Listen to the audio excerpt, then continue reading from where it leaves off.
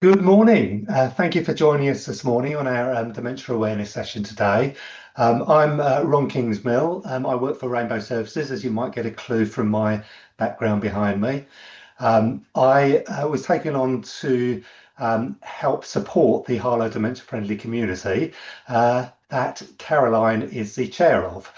So I'm just going to hand over to Caroline for her to introduce herself, and then we can begin the session. Morning, everybody. I'm Caroline. I'm the Admiral Nurse at Princess Alexandra Hospital. So I support all of our patients and families and staff who are affected by dementia. And I also, as Ron said, am the chair of the Harlow Dementia Friendly Communities. I'm working closely with Ron to support our community of Harlow in terms of making everyone more dementia aware and supportive in that way. Thank you. Okay, so just to give you a little bit of an overview of the session this morning. So we're going to set the scene for dementia-friendly communities to give you a little bit of background.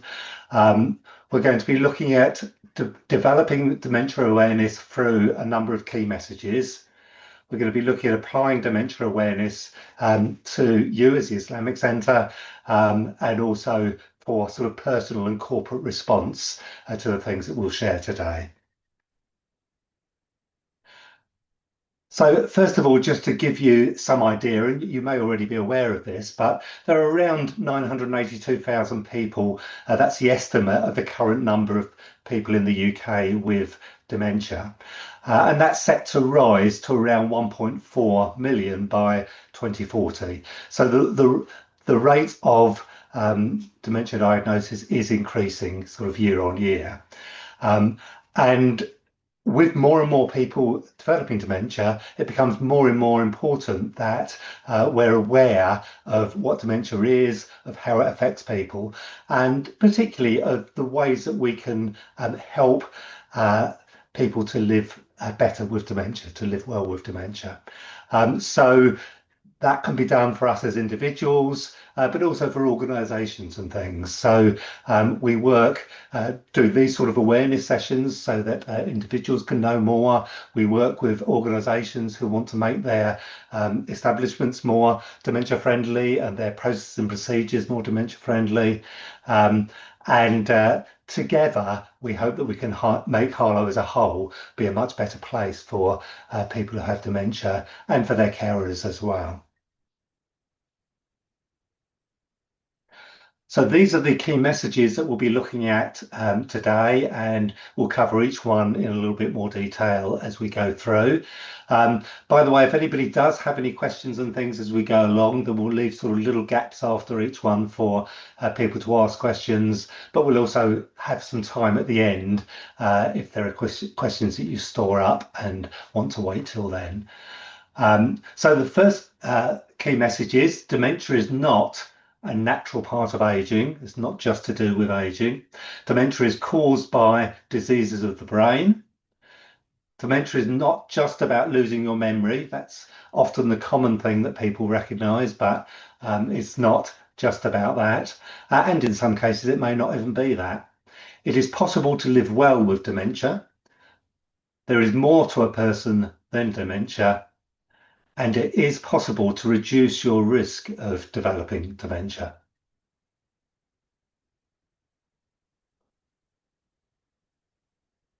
Caroline, over to you. Thank you. Thank you, Ron. So, as Ron said, dementia is not just a natural part of aging. And you saw at the beginning the figures of the number of people living with dementia is currently what we understand is 982,000. And often people just assume dementia is something we would naturally get as we get older, and that's historically what people have always considered. But that, as Ron said, is not the case. The risk of us developing dementia does increase with age. Age is the strongest risk factor. But I've looked after patients in hospital over 100 years of age who do not have dementia, but the risk does increase. Um, and of course, not everybody with dementia is old. I don't know if anyone has any understanding of maybe the youngest people that we know diagnosed with dementia. And this is not to worry you, but to just explain that dementia can affect anybody at any age if there's a genetic link or a genetic form of dementia. And the youngest person we know diagnosed with dementia was a 2-year-old child with a really rare genetic form of dementia. And this is because we understand a lot more about dementia now. Many years ago, we would have called that condition something else, a neurological condition or a brain injury or a learning disability. But because we understand a lot more about dementia now, we are diagnosing many other conditions as a subtype of dementia. So that's why we know. And often people ask about the numbers of people living with dementia is increasing. Are things getting worse? I think it's because we know a lot more about dementia now, and also, of course, our aging population as well. So people are living longer. And hopefully we know that the diagnosis rates of dementia are improving because having a diagnosis is important for many people. Of course, there are people that may not want to have that diagnosis, but the earlier we can find that diagnosis, the earlier we can provide the support for not just the patient, for the family too. Thank you, Ron. This is me. Yeah. So as Ron mentioned, we often assume that dementia can be about memory. And of course, there are many patients that I see in hospital every day that are very advanced stages and memory is a problem for them. But for some of our people that we know living with dementia, they are still brilliant academics. They are still working, they're leading conferences, they hold important jobs, they're carrying on with their everyday life. And memory may not be the thing that interrupts their daily life for them. That might be not the initial thing. It could be something like using a microwave or preparing a meal, things that you would do every day that you've done all of your life that are routine for you, that start to become a problem, going into a shop and paying for your shopping. And that's why, as part of the Highly Dementia-Friendly work we want to do, we want to make people more aware of that and more compassionate, because you could be standing behind a queue in Asda behind somebody who is struggling to understand what to do. It's just to make us all more aware. They could have difficulty with completing familiar tasks. And many of my work colleagues have often spoken about a colleague that they work with or a family member that have started to struggle with everyday tasks at work. And that's when we really know it's really important to have a really good workplace. And I've just had really brilliant feedback about Tesco being a great place to work for somebody living with dementia. People can become confused with time or place. And of course, many of us may get confused if we go to a shopping centre in the morning and we've spent the whole day there and come out and it's dark, we might not be able to find our car. But that's just a natural thing that happens because our brains are overloaded with information. But if you are in a place that you understand and is a familiar place for you, like home, like work, but you get confused on the journey there or you can't find your way around that place, that's when we would be concerned that that person may be living with dementia. But also people may also have trouble with understanding and seeing things that are around them as you and I would see them. They may recognize things as something different. They may have hallucinations. Their spatial awareness may be different. They may view pictures and images very differently to us as well. So that these are some of the challenges and some of the symptoms that that person may be experiencing as well, alongside the memory as well. Thank you. Just to continue a little bit more, sometimes it could be problems with finding words in speaking and writing. We have a condition called progressive aphasia, where people are not able to express themselves clearly. In their mind and in their head, they know that what they want to say or what they want to express, but the words are not coming out in the right way. And I've met patients that have been very physically able and are still living at home relatively independently. But if you took them out for the day and there was a tree or a flower, they may point to that but not be able to find the right word for that. And that's really important when you're providing care for people living with dementia, to understand when you're offering them something to eat and drink, or asking them if they're in pain, making sure that their response to your question is the right response. Have they understood your question, and have you understood what they're trying to say? Um, it can be about misplacing things. We hear of stories where people at home, even maybe before the diagnosis of dementia, people start to lose things, and we all do that as well, don't we? We lose our keys, we lose our purse, we put things down, we don't know where they are. But this is if we sometimes start finding things in strange places, and lose things on a regular basis. And people might start hoarding things at home. Their home might become unkempt. They might start collecting their posts and not wanting to discard it, or keeping old food in the fridge because they don't want to discard that too. These are the kind of the things that we would notice. Decreased or poor judgment.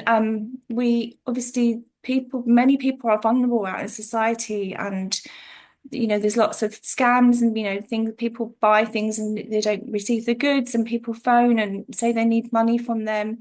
And as dementia increases, those people, of course, could become quite vulnerable as well, but they also might make unwise choices.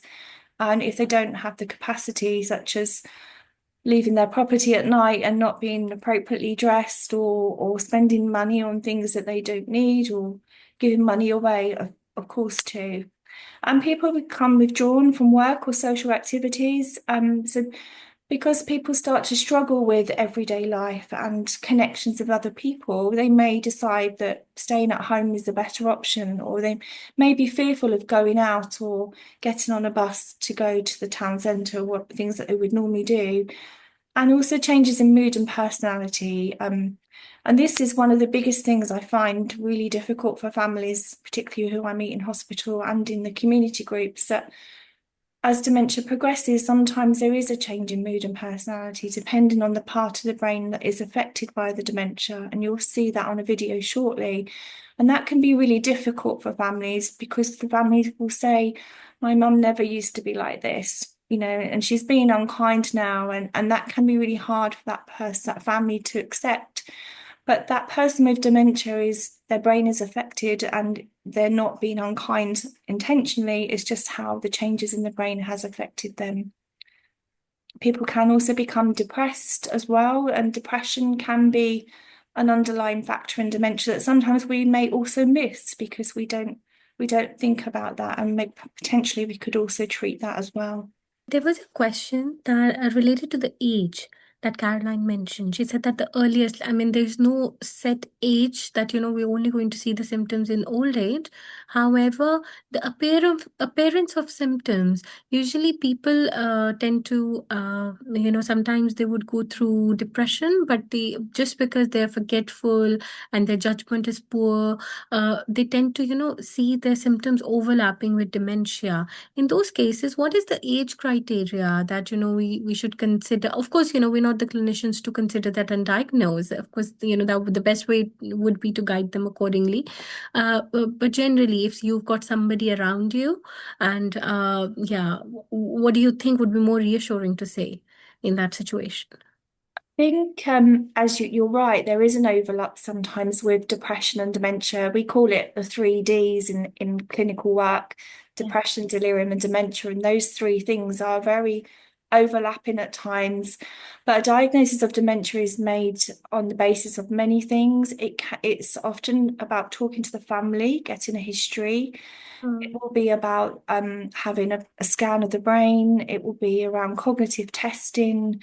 But before we do any of that, we have to make sure we rule out any medical causes of that if it's a new confusion or a recent confusion, because there can be an underlying medical condition, such as a low vitamin B12, or untreated hypothyroidism, or abnormal calcium levels. There's many things that can mimic dementia, and depression, of course, being one of them.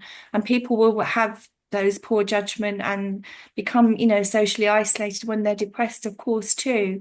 But I guess it's when we start to notice that that person continues to deteriorate, and it's just about seeking advice from your GP at an earlier stage, really.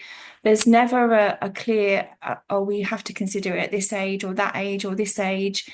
But there's also a strong overlap with menopausal symptoms as well. We know in women now as well. I guess it's just really seeking help at the earlier stage if those other things have been considered.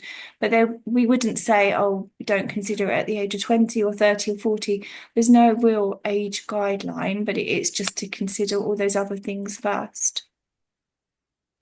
Thank you, Caroline. That was very helpful. Thank you. Thank you. So key message 2, dementia is caused by diseases of the brain. And I work in the hospital, as I've said, and 76% of our nurses are internationally trained. So it's a huge proportion of our nurses are from overseas. And I talk to many staff. And yesterday I was running training and I was speaking to an occupational therapist who was from China, and she was talking about her nan who's living with dementia in China and how the society's views are around dementia in her culture and background as well are very different to us here. And of course, that is a really important message, first of all, that dementia is caused by diseases of the brain. It's not because somebody's been an unkind person in their life or something that they've done intentionally to cause this. It is a disease of the brain. Of course, there are risk factors that can contribute to that, but it's really important to get that message across. And there are many different types of dementia and many things that may cause that risk of developing dementia too. Thank you. Do you want to just mention the fairy light analogy? Yeah, so on the image here, you can see we call it the fairy light analogy. This is something that the Alzheimer's Society talk about, and I think you can still find that on YouTube as well. And this is really key to when you are supporting someone with dementia in a care environment or a family member or friend, to understand that, like we said in the beginning, that person with dementia is still there. The struggles that they may have, that they sometimes may be talking to you and may seem to be understanding and holding a conversation, but what happens with the brain and how the dementia affects the brain, those electrical impulses, those messages get interrupted, so the brain will flicker on and off, so there'll be an interruption, so there may be pauses of not understanding, and that's kind of when we need, as professionals, as families, as carers, we need to just be mindful of that, and as dementia progresses, those gaps between those messages will become bigger and bigger.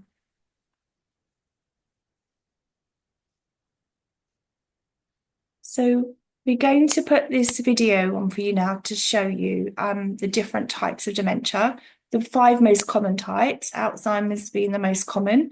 I spoke about the type of dementia that affected the child that we know of, which is not in the video, which is called Niemann-Pick, if you're interested in that. But I think one of the most recent subtypes of dementia we've heard a lot about, and there's actually a specialist nurse in Dementia UK that supports these people, are people with a subtype of dementia called CTE, which is a type of dementia that's been caused by traumatic injury to the brain. So people that play football, rugby, which you've probably seen in the press, and boxers as well.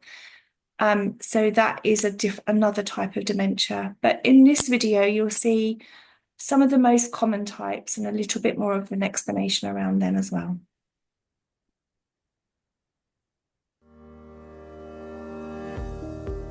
Dementia is a word we give to a set of symptoms affecting different aspects of thinking and brain function that get worse over time and affect the way we live our lives. Dementia is not a normal part of aging. It is the result of physical diseases that damage the brain. Everything that makes us who we are, our personalities, intelligence, emotions, our hopes and our fears, are driven by this incredible organ. The brain is the most complex structure in the known universe. Intricate networks of brain cells, bundles of nerve fibers, and hundreds of miles of blood vessels all work in careful unison to keep us ticking every day. Every second of our lives, nerve cells in the brain are firing.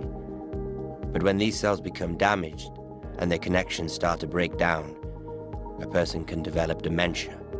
The area of the brain where this damage occurs determines the symptoms a person experiences. If nerve cells in the back of the brain are damaged, a person's vision might be affected and they may have trouble reading words or climbing stairs. If nerve cells in the side of the brain are damaged, communication and language skills can change. There are 4 main diseases that cause dementia. The symptoms of these can overlap, sometimes making them difficult to tell apart. While each disease has characteristic symptoms, these can change from person to person depending on which areas of the brain the disease is affecting. Alzheimer's disease is the most common cause of dementia. Often, one of the first areas of the brain to be affected by Alzheimer's is the hippocampus.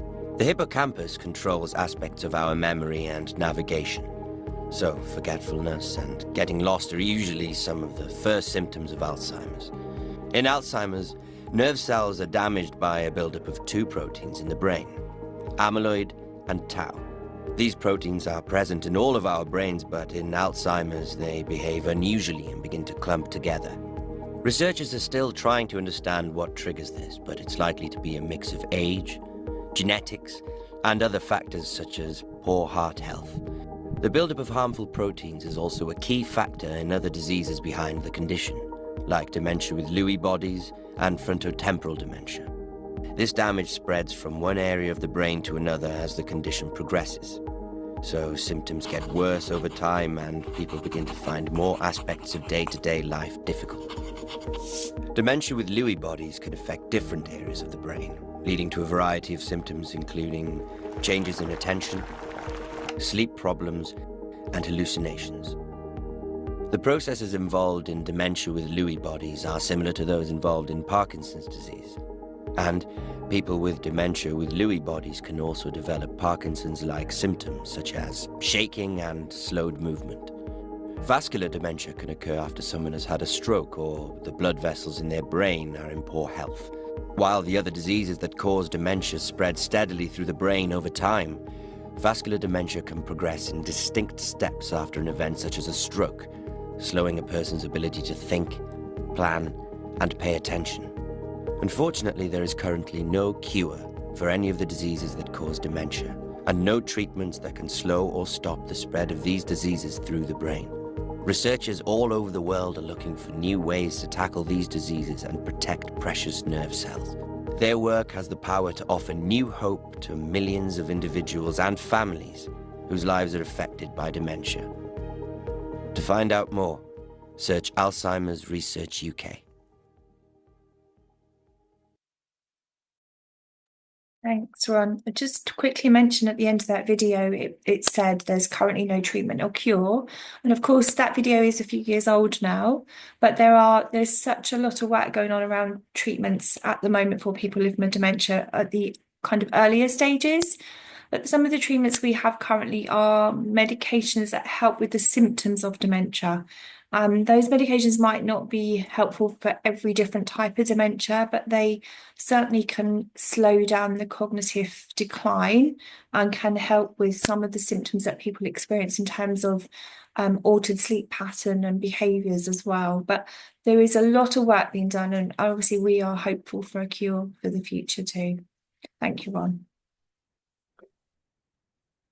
Still you, Caroline, for this next one.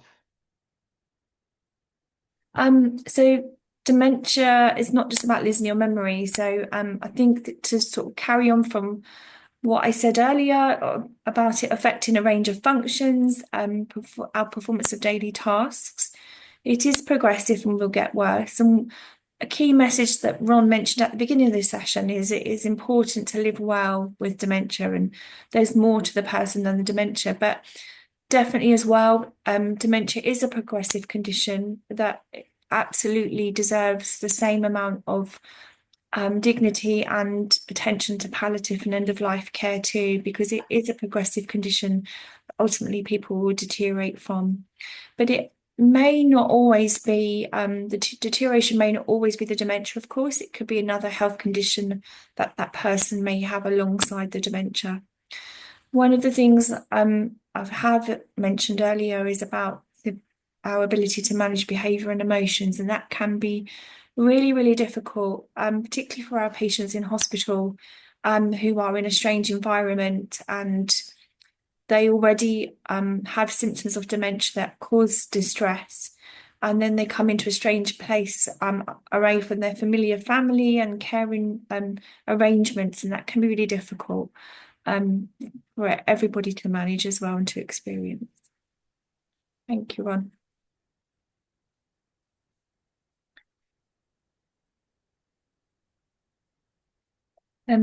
So just to talk about the impact, to continue on with that, can cause losses of interest in relationships and socializing. And that is why it's so important that the work we do in Harlow with the Dementia-Friendly Communities work and the groups that are run by Rainbow Services, which everyone would be welcome to come and see how much fun and enjoyment we have at those groups. But as dementia progresses, it can cause a loss of interest in relationships and socializing.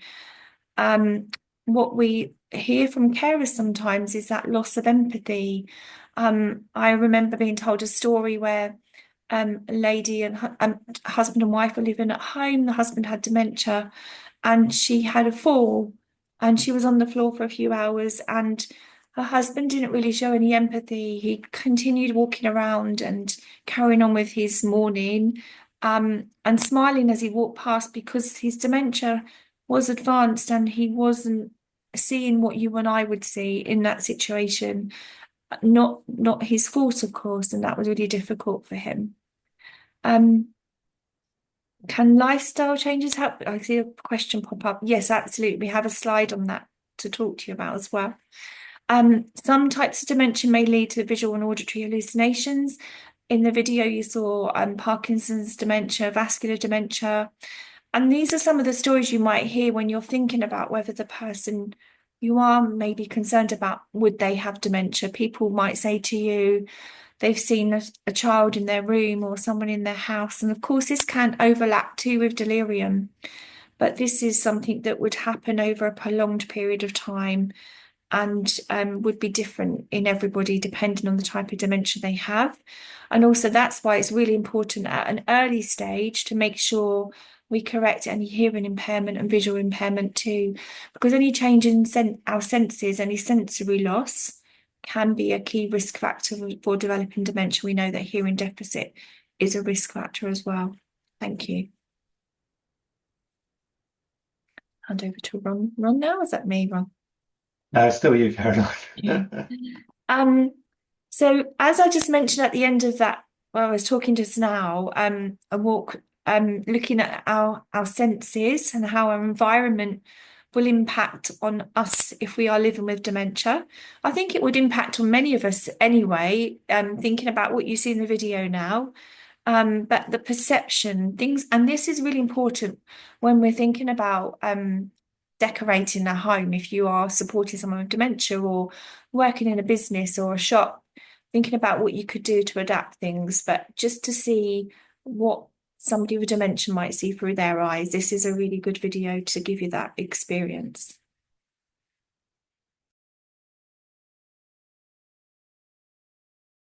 Come on, Laura will be over soon. Let's get you home. Ah, okay, yes.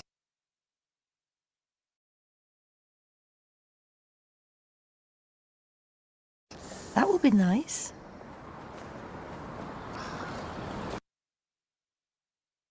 Hello. He's always on that thing. Yes. Oh, hi. Thanks for calling me back. Yes, it's just about the contra ramifications of that. Yeah, but at what point? Well, I can get on. Right. And is that going to be difficult, or? Sure, there's the garden with the white flowers. Red flowers. Beautiful.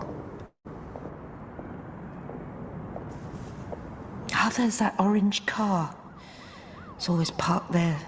Horrible colour. I can take this cut through back home. Hang on.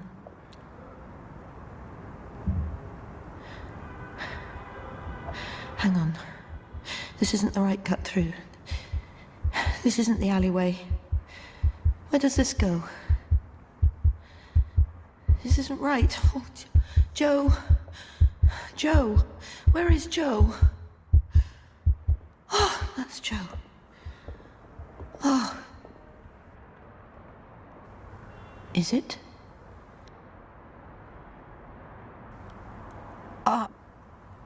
Joe? Oh, no. Sorry, you've mistaken me for somebody else. You all right? Can I help? I'm really sorry. We're together. Oh, right, okay. Well, no worries, eh? Thanks for your help. Cheers. Where have you been? I was talking on the phone when I turned around, you weren't there. I was so worried. You okay? Yes, I'm okay. Come on, let's get you home. I'm sorry.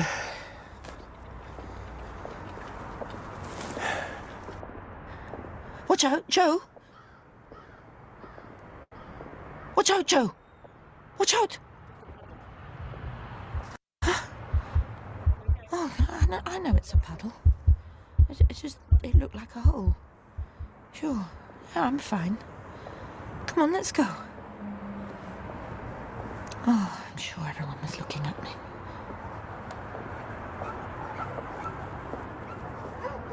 And we're home. Oh, it's nice to be home again. I could swear these stairs are getting worse. In we go. What? I just can't face these stairs today.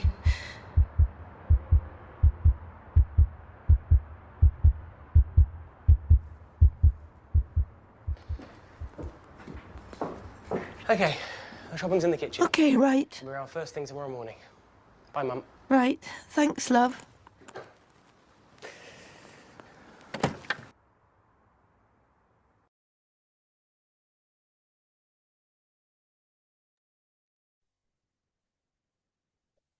So, if we were in a room together now, we could talk about this in kind of little group works, but that video was hopefully insightful into what somebody with dementia may be experiencing. Of course, it is very individual, and we're not suggesting that everyone with dementia experiences all of the time, but it's really important to be mindful of that, and how just taking someone out for the day, to be mindful of the things we do, places we go, and things that we expose that person to, like such as the puddle, a really simple thing.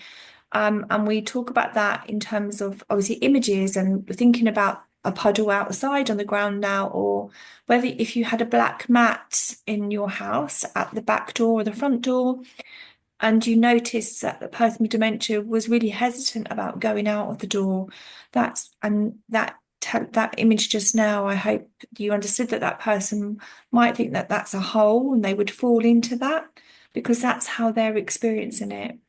The wallpaper in the house would be too muddled and too busy. I think for even some of us, having a wallpaper like that might cause us some problems with our eyes, because our eyes do naturally deteriorate with our age. So it's just thinking about the little things that we can do to make a difference, and to be aware when somebody with dementia is hesitant about walking certain places, and also about the amount of support that we give people as well. You saw Joe was distracted. He was walking along, minding his own business, probably on his phone, and the relative he's supporting needed a bit more help than he was giving her at that time. But thank you, Ron. Just a couple of other things I'll just highlight from the video. I think Caroline spoke about the sort of busyness of the wallpaper and whatever that was in the home. And I think when that's familiar to them, so it's their own home, their own room, they've had that terrible wallpaper for decades, then it probably won't cause them any problems. But they might go into a relative's room or into a public place, and it would cause them considerable problems. So there may be a little difference there.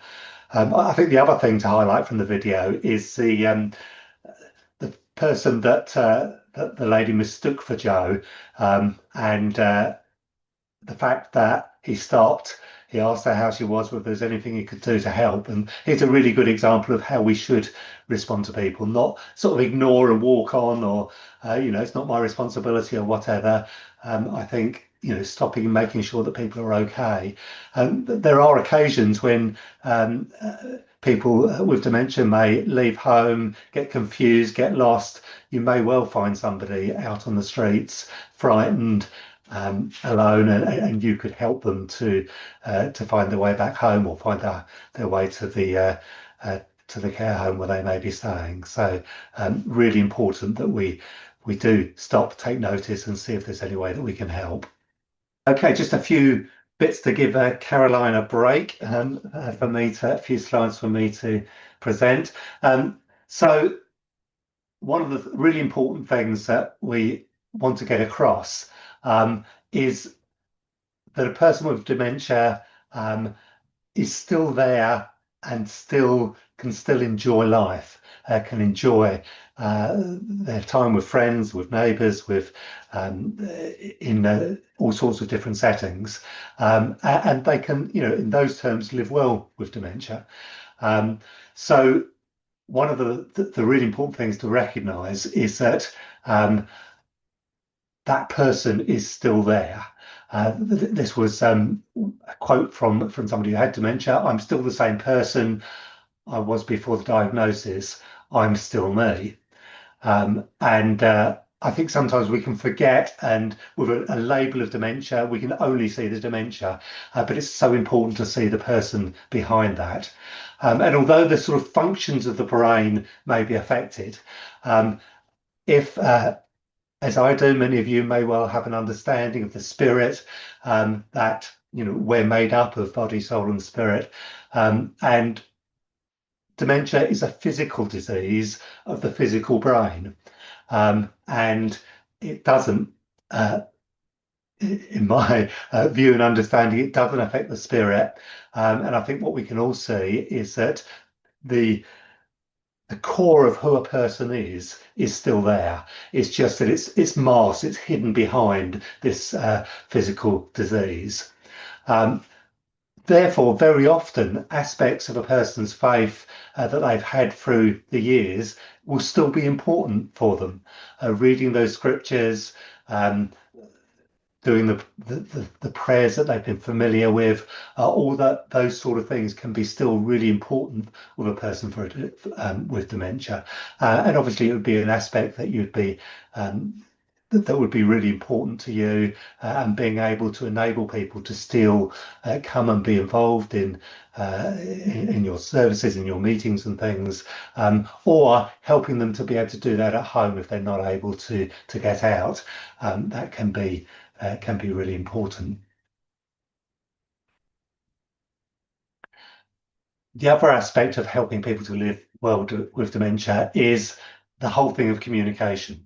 So the way that we communicate with a person with dementia is very important.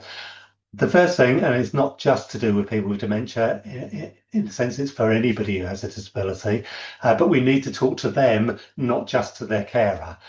So even if somebody's at quite advanced stages of dementia, it's important that we address them, that we speak to them, that we look them in the eye, that we smile, and if they are able to communicate and we want to speak with them, we may well need additional information from the carers, or we might need, after greeting them, to get all of the information we need from the carers. But we do want to acknowledge, welcome, smile at the person who has dementia, so that you're recognizing them. As I said, the real person is still there inside, and they don't want to be ignored, and for you just to speak to the carer. Just a sort of individual story to share with you. Somebody who comes along to one of our groups a number of years back now, they were sort of more in the earlier stages of dementia, and they had a visit in their home, and the person sat with their carer, speaking with their carer about the person with dementia. And her view of it was that all they did was come and speak about all the things that she couldn't do. And she was so upset because they didn't talk at all about what I could do. And it was also the thing of they were just talking about her with her there without involving her in the conversation and things. And that can really make a person with dementia feel, it's difficult enough to deal with anyway, but it can make them feel much worse. One of the ways that we can help with communicating directly with somebody who's living with dementia is to break down our communication into small steps, particularly if we're asking questions and things. If we have sort of great big long sentences and maybe made up of multiple questions, that will be really difficult for a person with dementia to be able to process and then respond.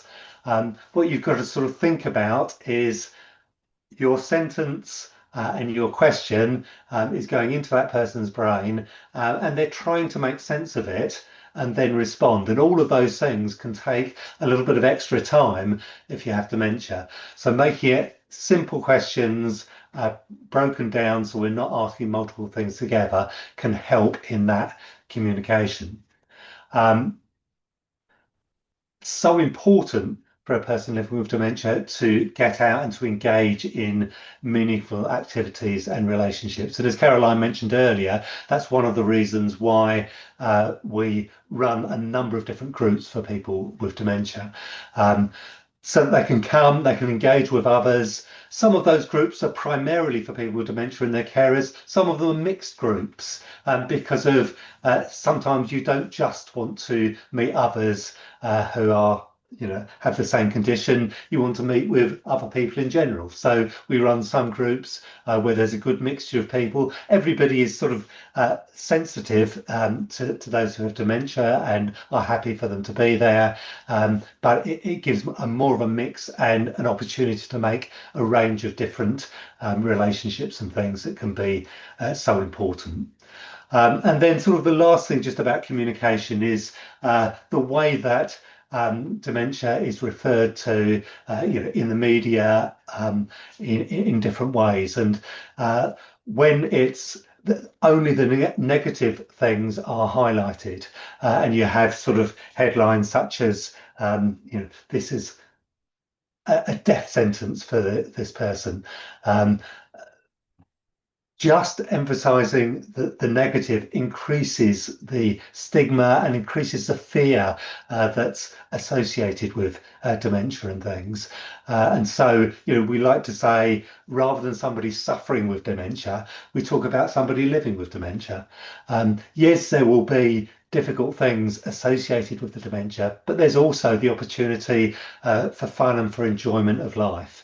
And if you came to any of the groups that we run, you would see people enjoying themselves, having fun, not people suffering, with dementia in that way.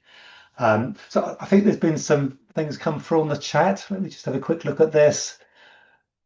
I've responded, Ron. I've responded. Oh, you have? Okay, Yeah. well done.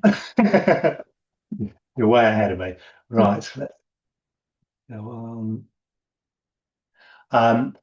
So yeah, I think just reinforcing again this misconception that a person is no longer there. They are there. They're just hidden behind the dementia and this physical disease.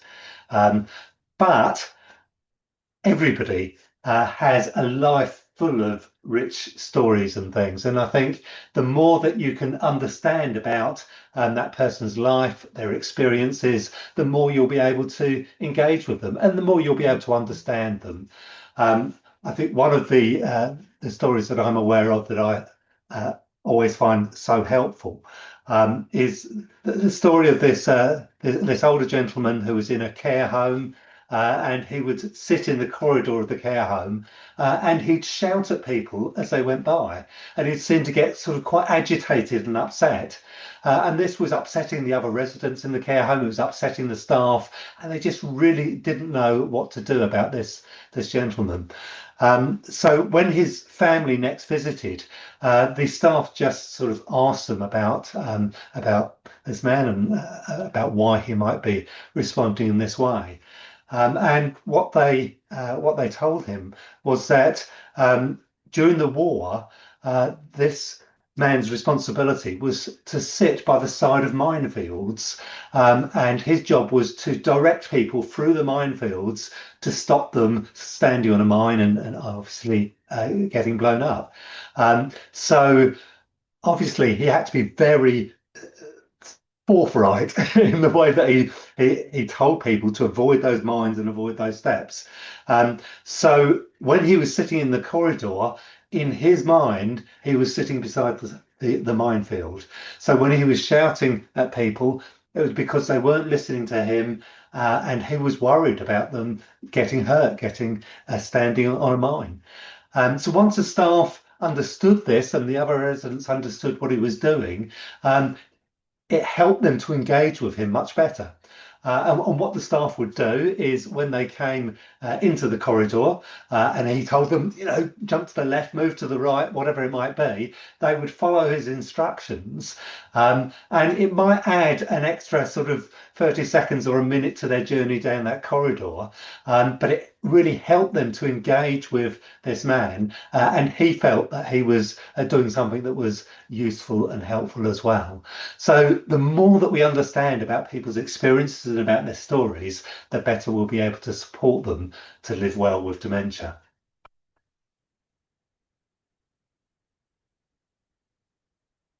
Caroline, back to you. Thank you. There was a message earlier about this, about lifestyle changes. So yeah, just to answer that that question earlier, what we say now is what is good for your heart is good for your brain.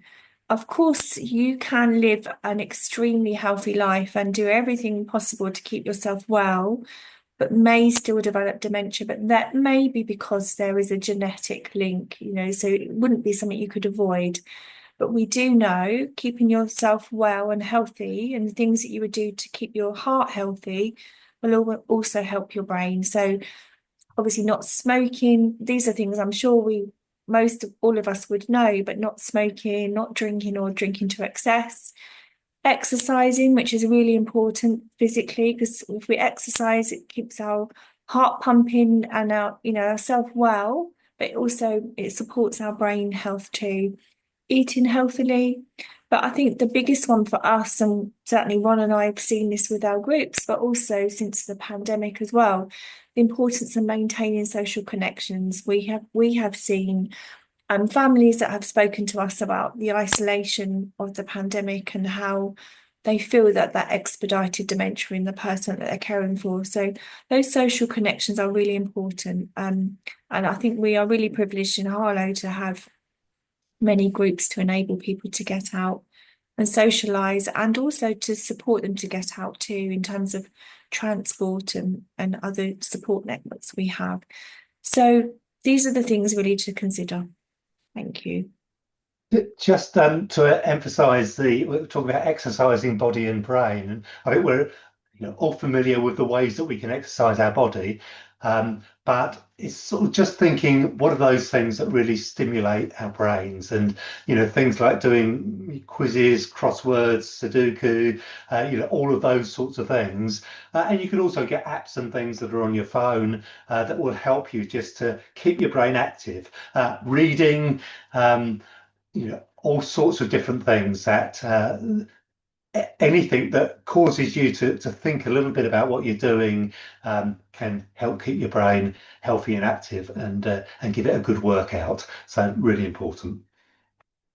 To mention singing as well. Singing is really powerful. We do a lot of singing in all of our groups, but I do singing in the hospital with patients as well. And we find patients may not remember everyday things, but when you sing a certain song, they will remember everything word for word. So finding the right music, as Ron said earlier, understanding that person, their stories, recording those stories when you can with them in This Is Me, a booklet that we have, a personalised care plan for people with dementia and communication difficulties. And finding that connection is really important, because that person with dementia will always be there, no matter how advanced that dementia may be. Thank you. Just to introduce the next video, and this I'm hoping will help with the other question we had as well. The bookcase analogy was developed by the Alzheimer's Society. This is dementia awareness training that they do, and this really kind of supports us as professionals as well, but really families too, when they're visiting and supporting people with dementia and kind of understanding the emotional side of things and you know how that impacts both sides as well. But this is a really lovely video.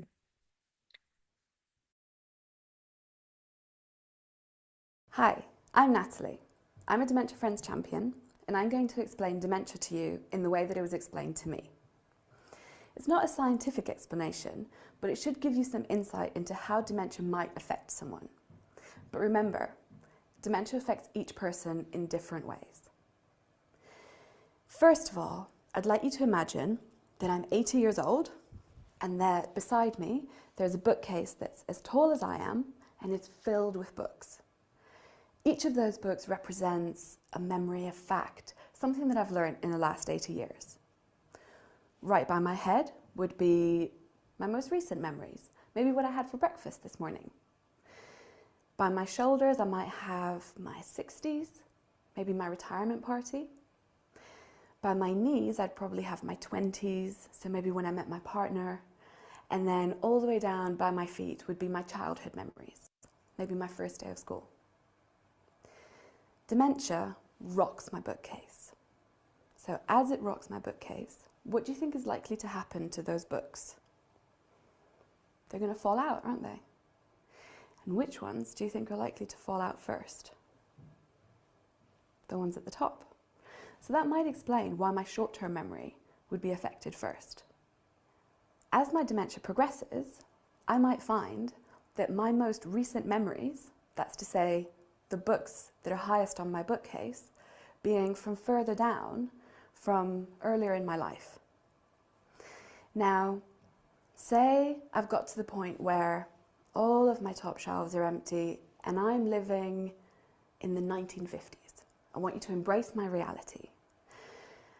I'm going to go into my kitchen today and try and make myself a cup of tea. But remember, I think I'm living in the 1950s. So what's going to be different about my kitchen? You're probably thinking the layout, the appliances. Now remember, I want to make tea. The kettle, right? It's likely to be electric rather than a whistling kettle that you put on the hob. You might see me, when you come round one day, filling up my electric kettle and doing what with it? Putting it on the hob. Now say that you're my loved one, my carer, my friend, and you see me doing this, you might be tempted to say, you cannot make your own tea anymore, it's just too dangerous. But how might that make me feel? I might feel sad, frustrated, like I'm losing my independence, thirsty. Now, as I said, embrace my reality. What could you do differently to help me to make my own tea for longer? You could buy me a whistling kettle. Now, of course, I'm not saying that's going to help everybody at different points in their dementia, but at this point, it would help me. So this just goes to show how embracing my reality can really help me to live well with my dementia. From what you've heard so far, you might think that someone with dementia loses everything. But actually, that's because I've only told you about one part of the brain. I've told you about my factual bookcase. Now, this represents my hippocampus. That's the part of my brain where I manage factual and biographical data, so things like names and faces and dates and numbers. And unfortunately, it's built of really flimsy wood and is not very resistant to dementia, which is why it's going to rock so much. And I'm more likely to lose those books. However, there's another part of my brain that manages my feelings and my emotions. That part of the brain is called the amygdala, and it's much more resistant to dementia. So I'd like you to picture that as a separate bookcase, but that is made of solid oak. So even though it will be rocked, the contents will be safer for longer. Now let me explain to you how the two bookcases work together. Say when I was a child, I had a teacher, so the fact of that teacher is going to go way down by my feet on my factual bookcase. but the way he made me feel, which was inspired and like I could do anything in my life, is going to go on the emotional bookcase. Let me give you some examples of how that might work today when I have dementia. So think again, you're my loved one, my carer, my friend, and you come round and we have a blazing row. We have a really big argument because I've forgotten your name. Now, the fact of that argument is going to go on my factual bookcase. What feelings do you think are going to go onto my emotional bookcase? Sadness, anger, frustration. And as you go home, you might think, it doesn't matter. She's going to forget that we had the argument and that I shouted at her. And you're right, I probably will. But what's likely to stay with me are those feelings of sadness and anger and frustration with nothing to connect it to. I'm going to leave you with a positive example. So I'd like you to picture that you've come to visit me, we've gone out to the seaside, we had an ice cream, we had a brilliant day, and I feel safe and warm and loved. But on the way home, I've forgotten the ice cream and I've forgotten the day out, and you might think, it's just not worth visiting anymore. But look, you've left me with those feelings of happiness and safety and love, and that's what really matters. At Dementia Friends, we want to encourage everybody who knows someone with dementia to continue to visit and spend time with people with dementia and help them to live well. And always remember, there is more to the person than the dementia. Thank you.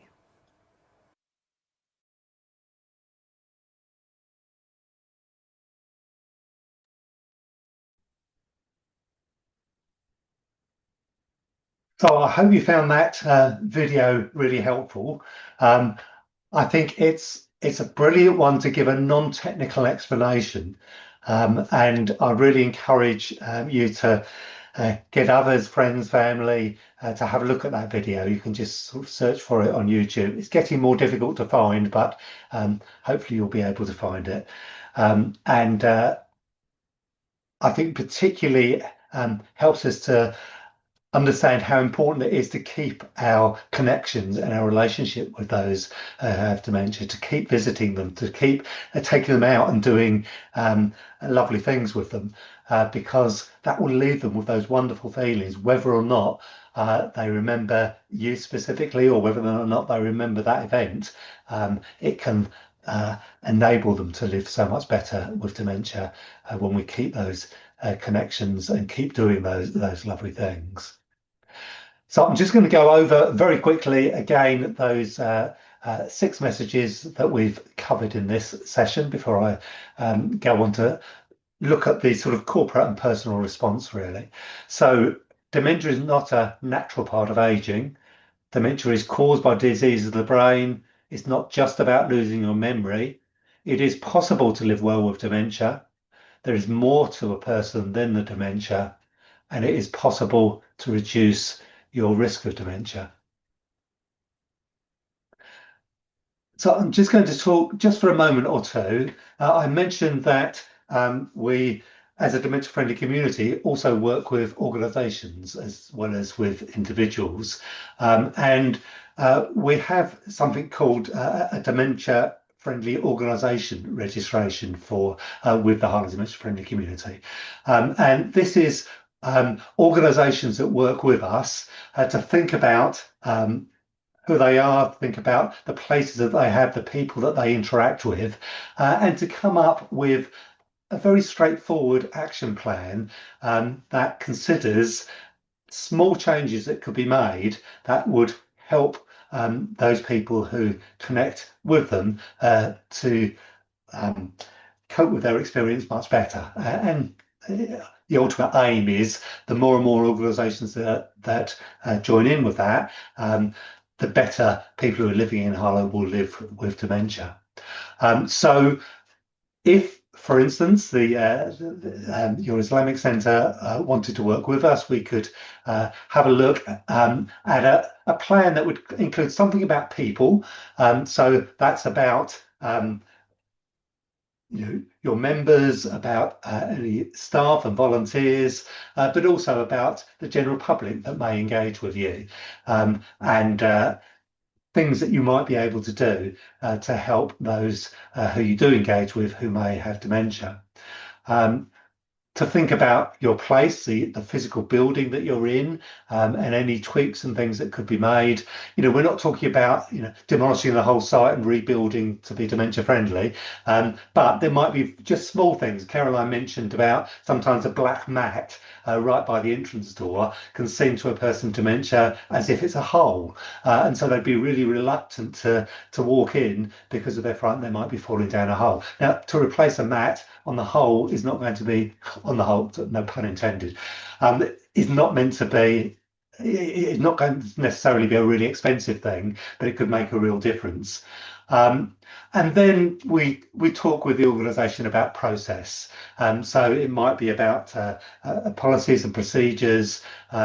It might be about how people are registered for membership and those sort of things, and tweaks again that can be made that take into account the fact that some of those people that you're engaging with may well have dementia.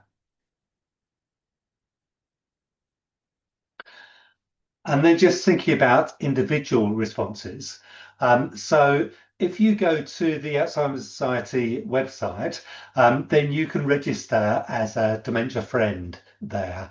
And it will they'll sort of just ask you a few questions, ask you to think about something which you could do that would help somebody to live better with dementia. And you can then record with them, and they'll send you a nice little badge that you can wear to say that you're a dementia friend, which will just sort of broadcast to others, actually, this is something I'm thinking about. And for those who have dementia and for their carers, if they see somebody with that badge, they're able to think, oh, that's going to be a person who's going to understand a little bit of what's going on. And the other thing is that I'd really encourage us all to do is to spread the word, to increase dementia awareness with family and with friends. I know this session is being recorded, and perhaps you could encourage others to watch it. But if they haven't got time to watch the whole session, just getting them to have a look at that bookcase analogy would be a really good way of, somebody just spending 5 or 10 minutes getting a much better understanding of dementia.